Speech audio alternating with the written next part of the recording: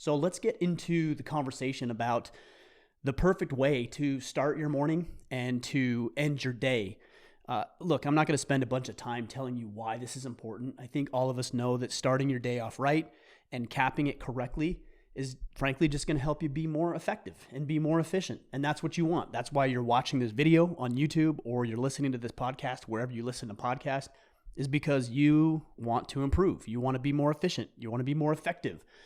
You want to get a career advancement or promotion or start a business or engage with your wife or connect with your kids or become a better leader in the community. Whatever your thing is, learning to start your day off right and then ending it right is going to help you do that and be more effective and more efficient. The way that it's going to help you do that is it's going to help you accomplish and get more done. And also it's going to help you just tee yourself up right and put you in the right mindset and mode for success. I've noticed that when I don't have a routine and I'm not following a system for my day and my life, that things get sporadic, they get a little chaotic, they get hectic. Sometimes I get forgetful about what needs to be done, and I'm running around like a chicken with his head cut off when I don't have a system in place. Now, this might be a personality thing. I know we all operate differently when it comes to personalities, and I know that some people seem to work better in chaos than others, but I'm fairly certain that most of us, if we had more organization, more systems, more frameworks in place for success, that we at least give ourselves a better opportunity for success. Not that it's inevitably going to happen, but we tee ourselves up correctly. So I've got some strategies for starting your day. And I said it's the perfect way to start your day. All right, I realize everybody's a little bit different. I realize everybody has their own objectives and goals and things that they want to accomplish. So if yours is a little bit different, or you think something needs to be added or changed or tweaked, or you want to do this at the end of the day and not the beginning, then do that.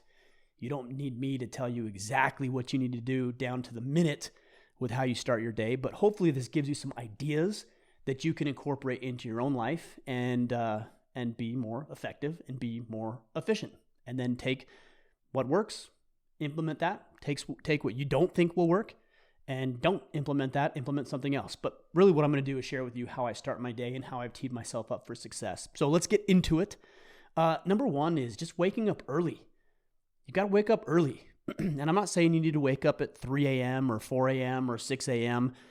I don't know when you get up and when you have to accomplish your day, but if you're not giving yourself a couple of hours in the morning or before your day starts to get ready, to prime yourself, to do a few activities, then I really think you're not going to be efficient. You're not going to be effective. You're going to feel stressed for time, and you're going to feel like you just don't have the time to tee yourself up correctly. You're running from place to place, thing to thing. You have no downtime, no margin, no space, no time to even think about how you want your day to go, and that's important. We've heard this concept, I think it was maybe mainstreamed and popularized by Robert Kiyosaki when he was talking about the rat race. You know, so many men want to get out of the rat race, and yet they give themselves no time to actually do it. They're always running and spinning that wheel. I've noticed that when I wake up a couple of hours early and I get the things done that I'm going to share with you today, that I put myself in a position to think about what the future might hold and how I might make myself better moving forward. So I would suggest at a minimum that you wake up a couple of hours earlier than maybe you normally do, or that then you have to be into work so that you can do some of these other things and have that margin. Now, some people say, well, I'm tired, I got to get my sleep. Okay, well, go to bed earlier. That's one of the things I'm going to talk with you about here when I talk about ending your day, is get the proper amount of sleep. Get 7 to 8 hours of sleep so that you can wake up early, you can be rested, and then you can tackle and accomplish more throughout your day. Number two, when you wake up, drink water. All right, get the body moving and the blood flowing and rehydrate yourself. You just spent 7, 8, 9, 10 hours without any water. You're dehydrated because you are burning calories and working to some degree while you're sleeping. So get yourself up, get some water in your system. The body operates best when it's hydrated, and that's a great way to start. It's a great way to wake you up. And drinking water will help your health and help you wake up and then accomplish more. Very simple. Next thing, stretch. Just stretch. You've been in the same position for, again, 7, 8, 9 hours. You're tight. You're probably sore depending on what your activities are. So get up and stretch your body, move your body, stretch out that back, stretch out those legs, stretch out the arms and the shoulders. I get really tight in my shoulders at times. My lower back at times starts to hurt a little bit, but if I get up and one of the very first things I do is actually stretch my body and start to get the muscles moving and wake up to some degree, then that helps me. It's like we get up so often and we just rush right into the thing that we need to do that we give ourselves no time to actually amp up and ramp into the things that we're trying to do. So stretch. Number 4 is train. You've got to train yourself. And for me, I wake up at 5:30. I drink a glass of water to get going. I stretch myself out to some degree. And then from there, I'm either into jujitsu or I'm into our gym in the garage and doing some weight training, some strength training specifically.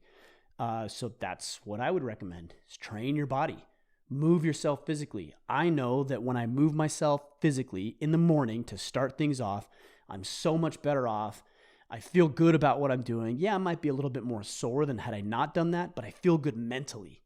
And because I feel good mentally, that naturally translates and pours into the other things that I'm doing in my life. Now, some guys will say, well, I don't like to train in the morning.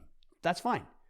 If that's not your thing, then maybe something else is, and that's great, and you want to train in the afternoon. I personally cannot train in the afternoon because I know that by the time the day is done, I'm tired, I'm exhausted because I go hard, and I'm not really all that interested in doing something else. So it's more likely for me that I'm actually going to get my training done, my physical training done, if I do it first thing in the morning and get it going early. So strength training, cardio, swimming, running, biking, treadmill, row, I don't care, jujitsu, martial arts, I don't care what it is, but get that body moving, get stronger, make yourself more capable physically.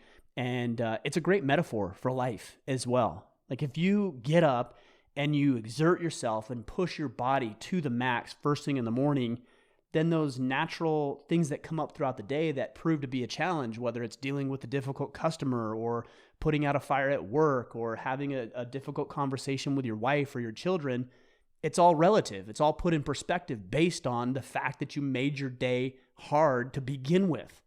If you take the easy route, initially, I believe things have a tendency of getting harder. If you take the more challenging route early, then I believe that things have a tendency and a way of becoming easier for you. And that might mean because you knocked out the hard things first. And also it might mean that you have given yourself a new point of reference to judge whether something is truly hard or if it's just somewhat challenging. All right, next, reading. Now, I initially put scripture study here, and I believe that scripture study would help every individual, every single human being. Whether you believe in the Bible or not, I believe that there is some powerful, powerful lessons about what it means to be a man. And so I and my family choose to read scriptures in the morning.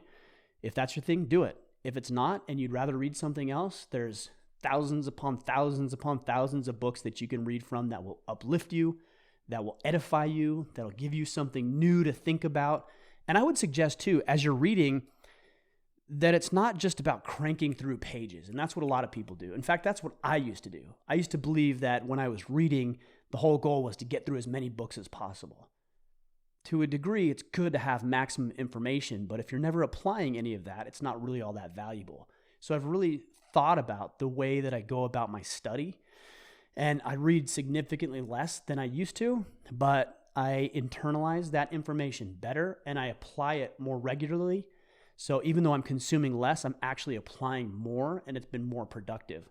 So I'm not going to tell you to read 5 pages or 10 pages or a chapter a morning, but read something that's going to uplift you, that's going to edify you, that's going to get you thinking positively or differently about a situation or just life in general.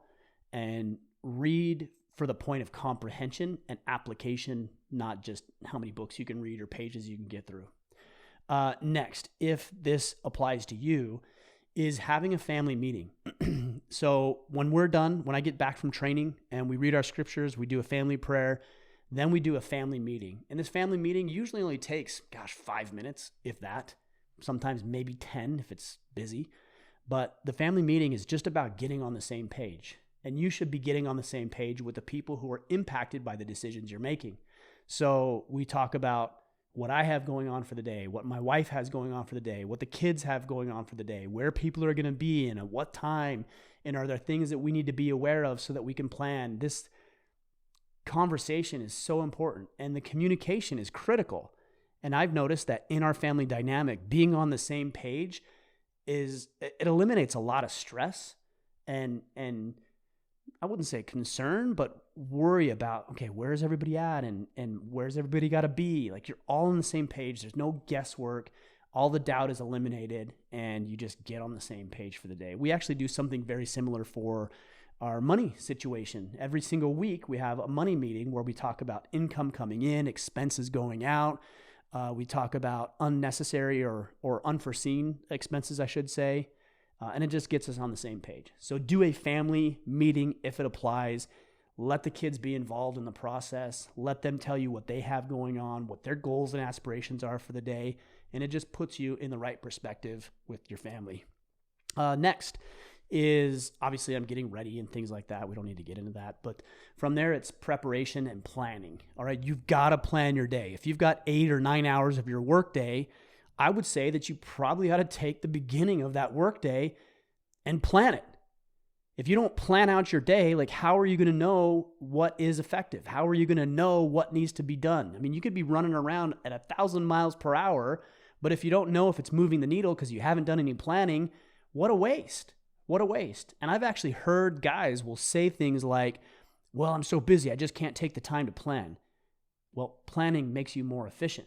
So again, if you have 8 hours and you spend 20 minutes or even 10 minutes of that 8 hours, you're going to get more done in 7 hours and 50 minutes than you are the guy who has the full 8 hours, because you know what you're doing. You know what you're working towards. You know the priorities. So have a planner. I don't have mine in front of me, but I literally have a physical planner where I'm writing out, okay, here's my tasks. Here's the things I need to accomplish. Here's the priorities. Here's what I'm going to do first. Here's what needs to be done. Here's my non-negotiables, which are some of the things I've already gone through with you. Here's the phone calls I need to make. And I do this every single day. And yes, it becomes monotonous. And yes, at times it becomes tiresome.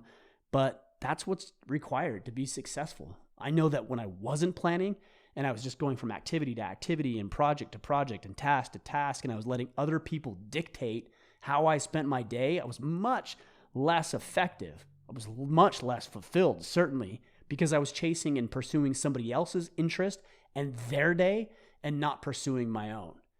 If you want a very powerful tool, and yes, I realize I'm a bit biased when I say this, but it does work because it's what I've used for the past 5 years, head to the store, which is store.orderofman.com, and look at our 12-week battle planner.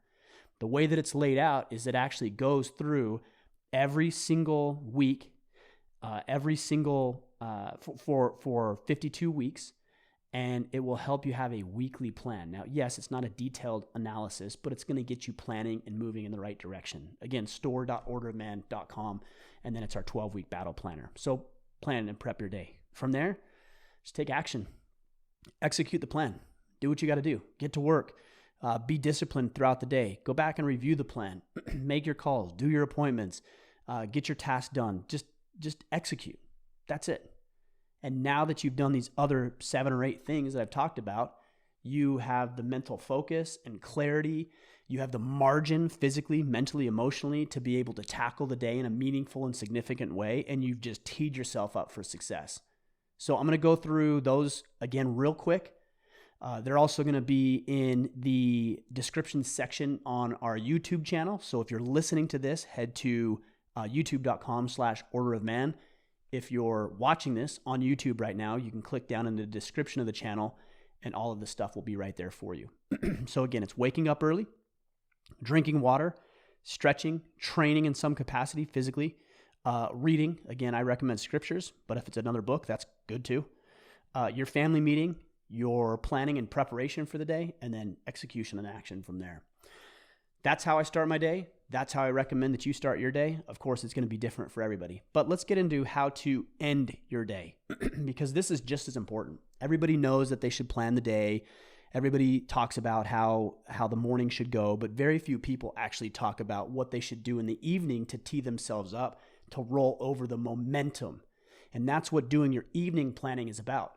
Excuse me. It's about getting momentum going for the next day so you can have a win the next day and the next day and the next day and the next day. And you're compounding your results because you're teeing yourself up right.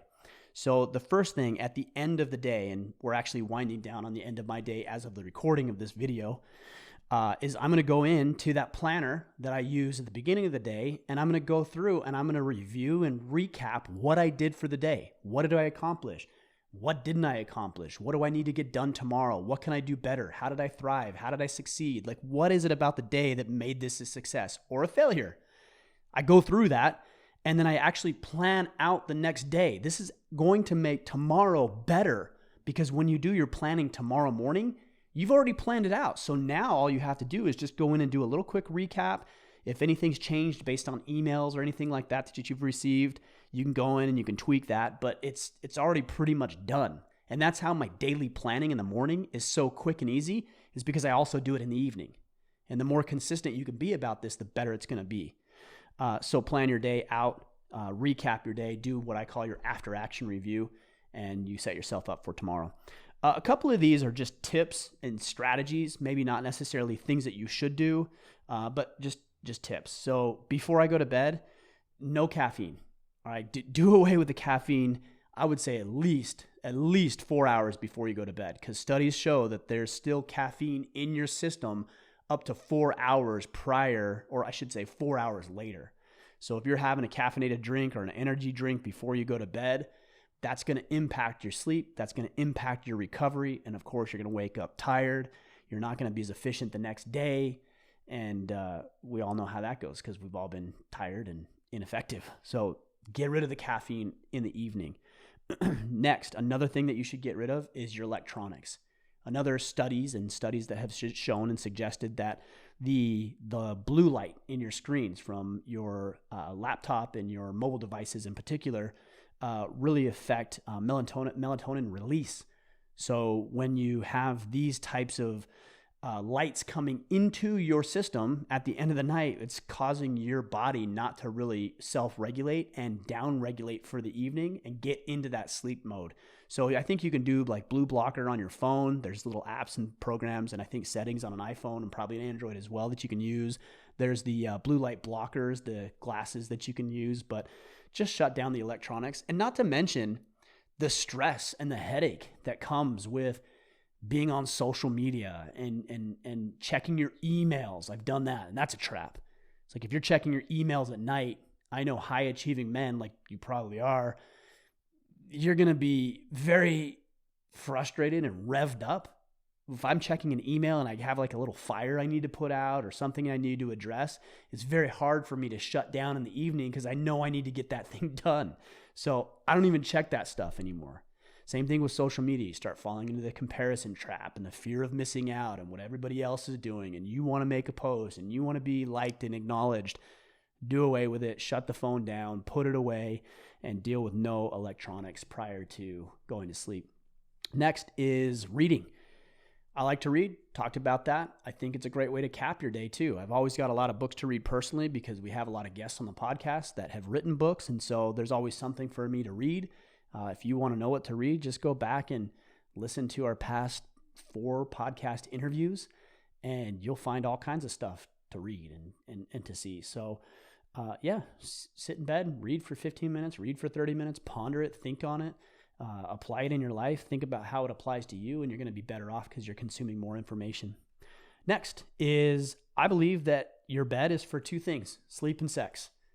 And the more that you train your body and your mind to recognize that when you get into bed, it's for one of those 2 activities, the better off you're going to be. So if you get into bed and you've got a big screen TV in your room and you're watching movies and you're doing whatever it is you're doing, then you never train your body to acknowledge that when you get into bed, it's bedtime, or the other activity that I just suggested. But bed is for sleep and sex. And that's how we do it around here. And it's been very, very successful for us. I don't hang out in my bed. I'm not checking at emails. I'm not watching TV. We don't have a TV in our room because we have conditioned ourselves to know that there's only a couple activities that we do in bed, and that trains and conditions our mind. Next is getting to bed early. I talked about this earlier. You know, if you're going to start getting up at 4, 5, 5:30, 6 o'clock, and that's a couple of hours before that you normally do, you're going to need to get the sleep somewhere. So where are you going to get it? You're going to get it on the front side. You're going to get it the night before. So for me, we go to bed. I try every night to go to bed at 10 o'clock. So that way I can get my full level of sleep and everything that I need. That gives me 7.5 hours of sleep, and that's what feels pretty comfortable and right for me. This is a process of experimentation. But if you're going to bed at midnight or 12:30 or 1 o'clock and you're waking up at 6, I mean, that's not really sustainable unless you're one of the few individuals who just doesn't seem to need a whole lot of sleep. I do. I work best when I get sleep. I acknowledge that. I recognize that in myself, and I plan accordingly. I would also say, and this isn't something I wrote down, but one thing that's important for us is that we also put our kids to bed early. Not only do they need it as they're developing and growing, but it also gives my wife and I alone time, which is important. I have friends who put their kids to bed at like 9 or 10 o'clock, and then maybe they're going to bed at 11. It's like, that's not enough time for you to have meaningful and significant time for yourself and or meaningful and significant time for your spouse. So think about what time you put your kids to bed. My kids go to bed. My youngest ones go to bed at between 7:30 typically. And my oldest, sometimes he goes to bed at 8, maybe 8:30 if he's got practice or some of these other things. And that gives us a couple of hours to be together, my wife and I, and that's important as well. Next, I've got the order tweaked here a little bit. Next, I would say is having a notepad by your nightstand or on your nightstand. I personally use field notes, and I've got these everywhere. I've got 3 or 4 on my work desk. I've got a couple in my nightstand. I've got a couple in my truck. The reason that this is so important is because as I think about things that need to get accomplished for the next day, I need to purge those from my mind. Because if I let them bounce around in my brain, it's not conducive to good sleep for me. Because then I'm up and I'm thinking about paying the bills or doing a podcast or reaching out to this person or sending an email or putting out that fire, or here's a good topic that I can discuss on a future podcast. Instead, what has worked well for me is having one of these and a pen right by my nightstand. And if I think of something pressing, I write it down. I forgot so much valuable information because I didn't have something by my nightstand. So I write it down. I don't worry about it till the next morning. When I get up in the morning, I pull this out. I reconcile it with my planner the next morning, and we're good and we're off to the races, and I don't have to think about it at night. So having that field notes has been valuable. A couple other little points that I would say is making sure that you're checking your plan for tomorrow. Maybe something's changed. You can look back at your battle planner and just kind of reiterate and refresh what you're going to do in the morning. I think if you do that, you're setting yourself up right because you know exactly what needs to get done. What's my workout? What are my appointments for tomorrow? You're not going to forget little things and let things get in the way if you do it that way. So check your plan for tomorrow before you go to bed. And then the last thing I would say is your sleep quality. Your sleep quality is critical. A couple little points on that. I talked about the blue light blockers. That's valuable. Make sure that your room is completely dark. I'm talking like no electronics. I'm talking about getting light blocking shades for your room. Like your body needs to know that it's nighttime. And as we've evolved, our bodies know that when it's dark outside, then that's when it's time to sleep. So if it's light, then you're conflicting with that biological evolutionary hardwiring that we've developed. So you want to simulate that in a world of electronics and lights and everything else, is make it as dark as you possibly can. Turn the electronics off or turn them around at least.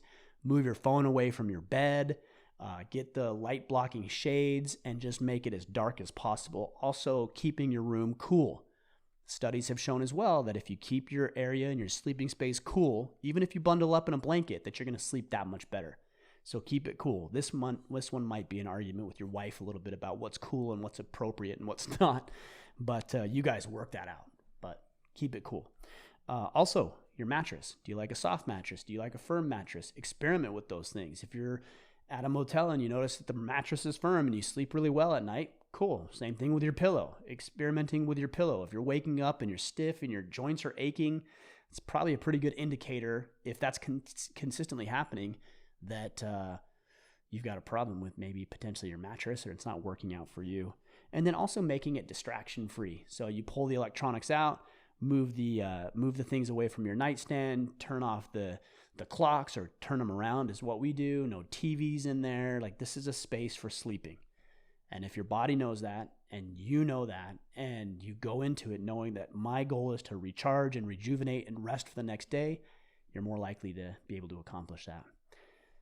So there it is. Man, that's a lot. That's a lot. Let me recap the evening, and then I'll recap the morning, and we'll call it a day. So again, for the evening, it's to plan out your day. Before you shut it down in business, plan out your day. Make sure you got it right. And that way tomorrow is going to be that much better. Get rid of the caffeine at least 4 hours before you go to bed. No electronics before you go to bed. Read books. Again, charge up your mind, relax. I can't tell you how many times I've fallen asleep to a book. I actually wouldn't recommend that because, again, you should get in the habit of training your body that you need to sleep in your bed, because that's conducive to you getting the proper rest. Bed is only for sleep and sex. Get to bed early so you can get your full 7.5, 8 hours. Have your field notes by your desk so that you can do what you need to do, write down what you need to write down if you have ideas that come into your mind and they're not bouncing around in your brain. Check your plan for tomorrow before you go to bed so you're ready for that. And then again, make your environment a dark, cool, comfortable place specifically set up for sleeping. That's it, guys. That's it. That seems like a lot, I know. If you want to go back and listen, you certainly can, and take notes. If you are watching the YouTube video, then just go in the description so you don't have to listen to me yap for the next 30 minutes about what you should be doing. But if you want to document these things, they're right down in the description. We wrote them down there so it'd be easy for you. And that's all we've got. So I hope that helps. I hope that gives you some insight. I would challenge you to try implementing as many of these things as possible. And it might be difficult to implement all of these things at once if you're not accustomed to doing them. But I would implement as many as I can for 30 days. For 30 days. And then just have a field notes and a specific page. And you could do something as simple as writing the date out. And then when you wake up, writing down, okay, do I feel good? Do I feel okay? Do I feel crappy? And just like document how you're feeling and seeing if that's improving. It's been said that what gets measured gets improved. So I would challenge you to incorporate these steps for the perfect way to start your day and end your day. And I think you'll be better off. So guys, we'll be back next week for another interview, another powerful interview with a successful man who's got an interesting story to share. And you guys are going to be excited about what we're putting out there. And then, of course, our Ask Me Anything with my co-host, Kip Sorensen. Guys, I just want to let you know I really appreciate you being on this path and being on this journey. Couldn't do it without you. I hope that what we're adding to your life is adding value to your life and that you're improving because of the information that we're putting out there. If you have any suggestions, recommendations, thoughts, ideas, please reach out. I'm very active on Instagram at Ryan Michler. My last name is spelled Michler. Of course, if you're listening to this, go over to YouTube, youtube.com/Order of Man. Connect with us there. We're at just over 81,000 subscribers, I believe, and we're really trying for that 100,000 mark, at least initially, trying to grow it to that point. And we're well on our way with the support of you. All right, guys, that's all I've got. Go out there, take action, become the man you are meant to be.